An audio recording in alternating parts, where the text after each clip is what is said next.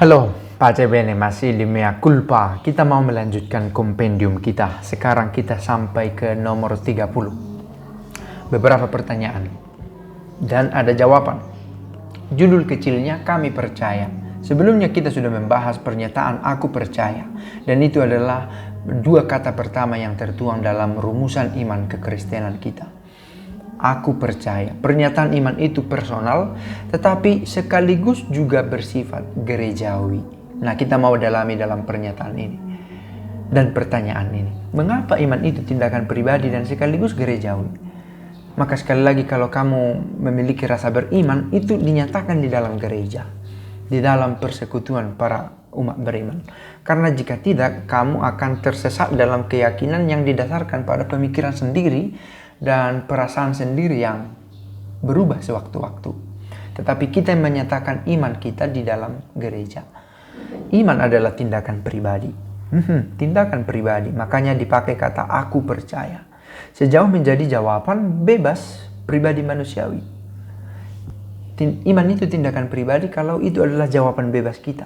Bukan dipaksa oleh orang supaya bersyahadat, bukan dalam pengaruh obat bius, alkohol, atau di bawah tekanan, atau didorong oleh keinginan lain. Tetapi secara bebas saya mau menyatakan iman. Nah, di sana ada dimensi personalnya.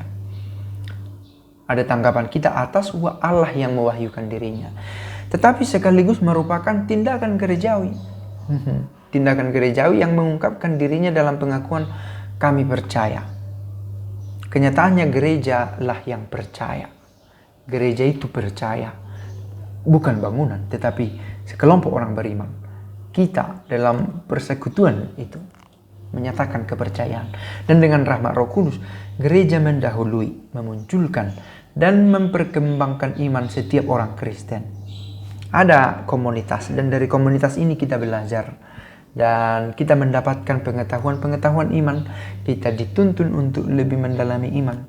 Dan karena alasan inilah gereja adalah bunda dan guru yang melahirkan, yang memunculkan gereja itu sendiri. Maka jangan ikuti pikiran manusia, katanya. Pikiran manusia yang luhur ini ada di dalam gereja. Tetapi itu diungkapkan dalam kesesuaian dengan pewahyuan diri Allah. Allah mewahyukan dirinya, gereja melengkapinya, dan di dalam gereja dan dari gereja kita belajar tentang iman.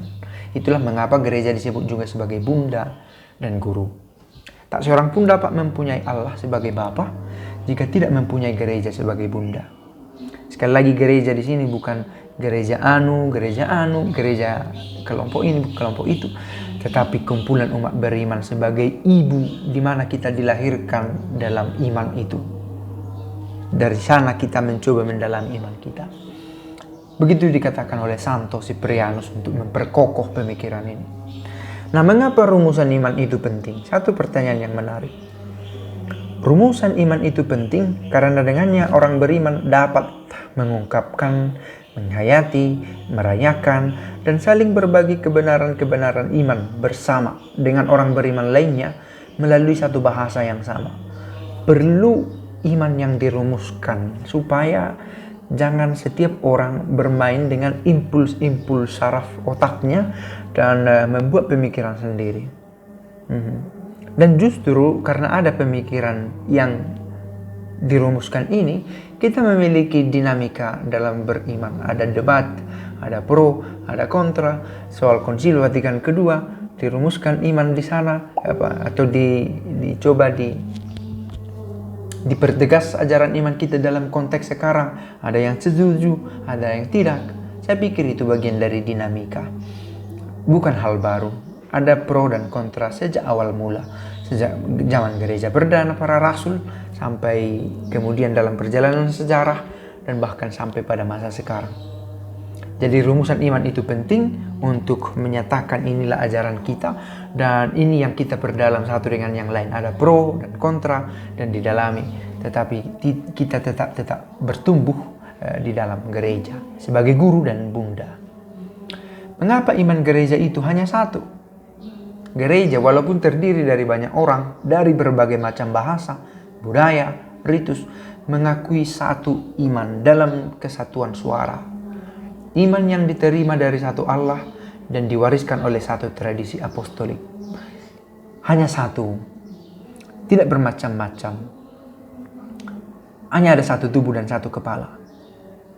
Gereja hanya mengakui satu Allah, Bapa, Putra, dan Roh Kudus, dan menunjuk pada satu jalan keselamatan.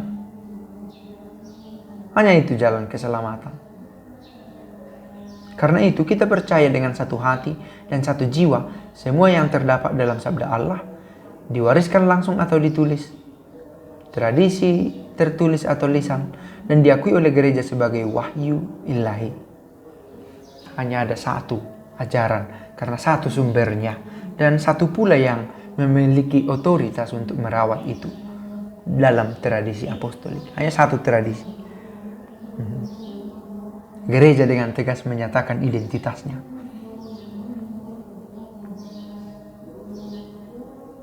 Saya pikir sangat singkat bagian ini kita bisa dalami. Semoga berguna. Pace e bene.